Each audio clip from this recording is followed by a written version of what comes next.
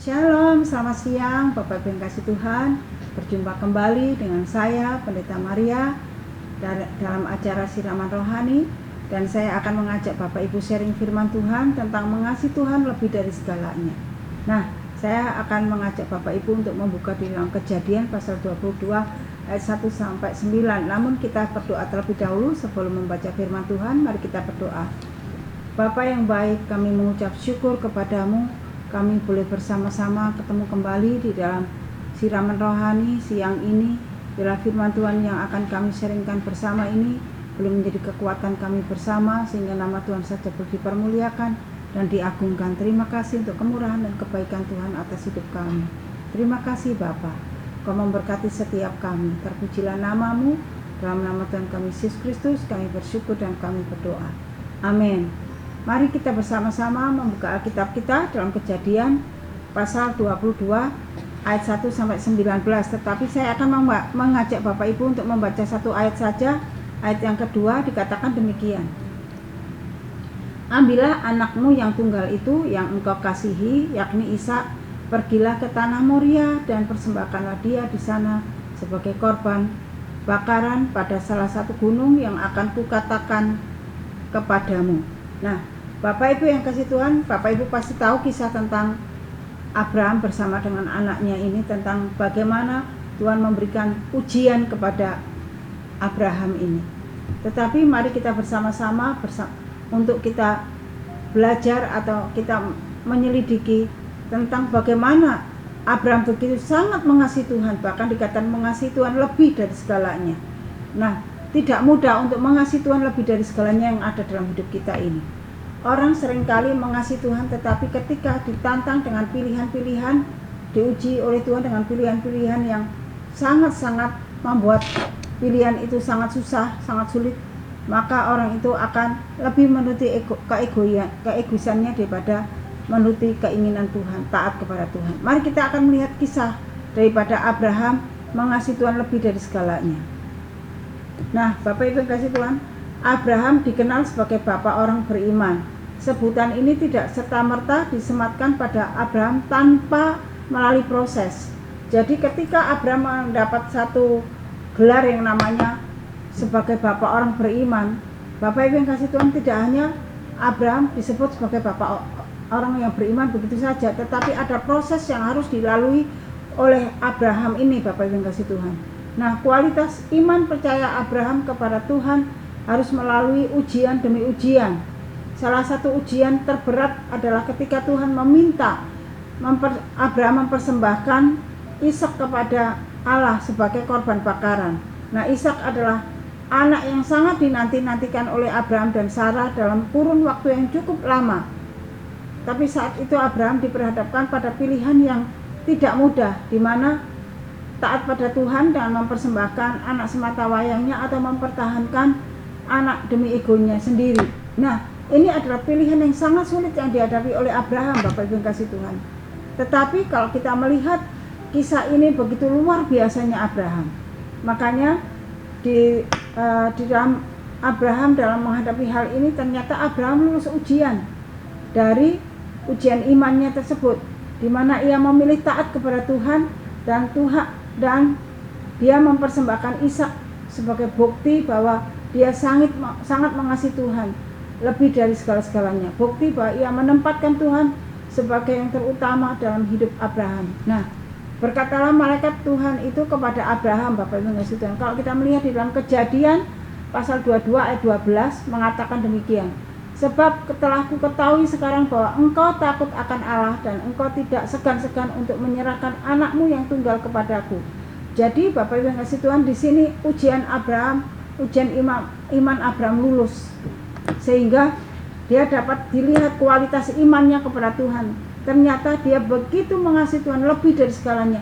Apa yang sangat berarti yang sudah dinanti-nantikan begitu dalam kurun waktu lama, dia tidak segan-segan untuk memberikannya kembali kepada Tuhan. Bapak Ibu yang kasih Tuhan, hal ini tidak mudah. Banyak anak-anak Tuhan kalau ingin memberikan yang terbaik buat Tuhan, hanya sisa-sisanya saja, hanya hal-hal yang tidak baik yang diberikan Tuhan. Satu contoh, kalau ingin anaknya, kalau ada misalnya ada orang mempunyai anak 8. Ternyata dari 8 anak ini ada yang satu anak yang dianggapnya paling buruk, paling tidak membanggakan orang tua lah. Itulah yang diserahkan ke Tuhan. Biarlah dia jadi pendeta supaya dia jadi anak yang baik. Bapak Ibu yang kasih Tuhan, itu adalah pandangan yang keliru. Kenapa pandangan yang keliru? Karena ketika kita memberikan hal-hal yang sisa-sisa untuk Tuhan, hal-hal yang tidak baik, Bapak Ibu yang kasih Tuhan, anak yang bukan, yang paling bodoh, yang tidak baik dan seringkali membuat onar, membuat masalah, diberikan untuk Tuhan supaya dia melayani Tuhan, menjadi pelayan Tuhan. Nah, supaya menjadi baik itu adalah orang tua yang salah. Kenapa tidak memberi yang terbaik untuk Tuhan, sehingga ketika dia menjadi hamba Tuhan adalah menjadi hamba Tuhan yang sangat baik, bukan menjadi hamba Tuhan yang menjadi masalah nanti di tengah-tengah jemaat. Nah, ini sangat keliru sekali. Nah, Bapak Ibu yang kasih Tuhan, kalau kita melihat kisah Abraham ini sungguh luar biasa. Dia memberikan anaknya yang satu-satunya, Bapak Ibu yang kasih Tuhan, yang dia menunggu dalam kurun waktu yang lama. Dia sangat sayangi anaknya ini, tetapi dia dengan rela hati memberikan untuk Tuhan. Sehingga ketika dia mempersembahkan anaknya, malaikat Tuhan itu berkata kepadanya, di mana malaikat itu berkata kepada Abraham, dikatakan, sebab telah ketahui sekarang bahwa engkau takut akan Allah dan engkau tidak segan-segan untuk menyerahkan anakmu yang tunggal itu kepada Tuhan. Nah, Bapak Ibu yang kasih Tuhan, hidup kekristenan adalah hidup yang tak luput dari proses. Proses apa? Proses ujian. Dan tak selamanya perahu yang kita tumpangi berlayar di tengah-tengah dunia yang penuh gejolak, yang penuh masalah ini berjalan mulus. Walaupun kita bersama dengan Tuhan, Tuhan kadang-kala izinkan kita melewati gelombang dalam kehidupan kita. Bahkan gelombang itu begitu ganas menerpa kita. Tetapi Bapak Ibu yang kasih Tuhan, yang perlu kita garis bawahi bahwa Tuhan tidak pernah meninggalkan kita. Ketika semuanya itu Tuhan izinkan, Tuhan tetap ada di dalam hidup kita. Dia tetap mengawasi hidup kita. Ketika saat ujian itu terjadi, kita tetap setia kepada Tuhan, tetap gandol sama Tuhan, bergantung sama Tuhan, berpegang kepada Tuhan, maka disitulah ada satu kekuatan dan pertolongan yang Tuhan berikan kepada kita. Oleh sebab itu Bapak Ibu yang kasih Tuhan, ketika kita lewat lembah kekelaman yang berusaha dan hampir menenggelamkan perahu kehidupan kita, biarlah kita tidak lepas dari Tuhan, tetapi kita tetap berpegang kepada Tuhan. Dan ketika iman kita sedang diuji, kita tetap akan terus berpegang kepada janjinya Tuhan yang tidak pernah meninggalkan kita. Jangan bersungut-sungut dan jangan ngomel terus, tetapi teruslah bergantung sama Tuhan, karena dialah yang akan menjadi kekuatan buat setiap kita.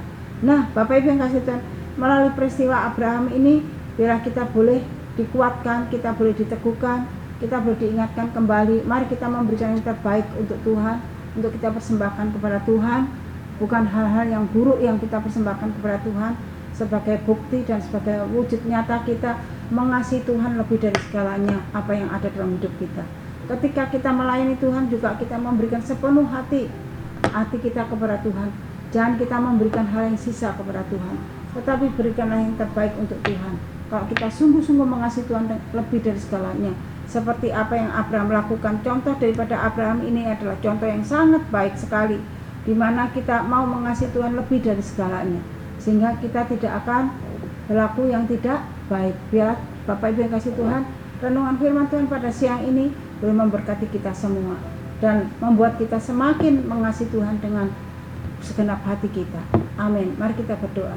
Tuhan, ajar kami untuk dapat lebih lagi di dalam mengasihi Tuhan, menyenangkan hati Tuhan dalam segala hal. Ketika ujian itu datang untuk menguji iman kami, supaya kami tetap teguh dan tangguh di dalam Tuhan, biar Tuhan terus menolong kami, menopang kami, supaya kami tetap memiliki iman yang kuat seperti Abraham. Tuhan, memang kami sadar itu tidak mudah, tetapi kami percaya jika Tuhan bersama dengan kami tetap kuat dan kami boleh mengalami kemenangan bersama dengan Tuhan. Terima kasih Tuhan Yesus yang baik. Kami bersyukur dan kami mempertaruhkan semuanya ke dalam tangan kuasa-Mu.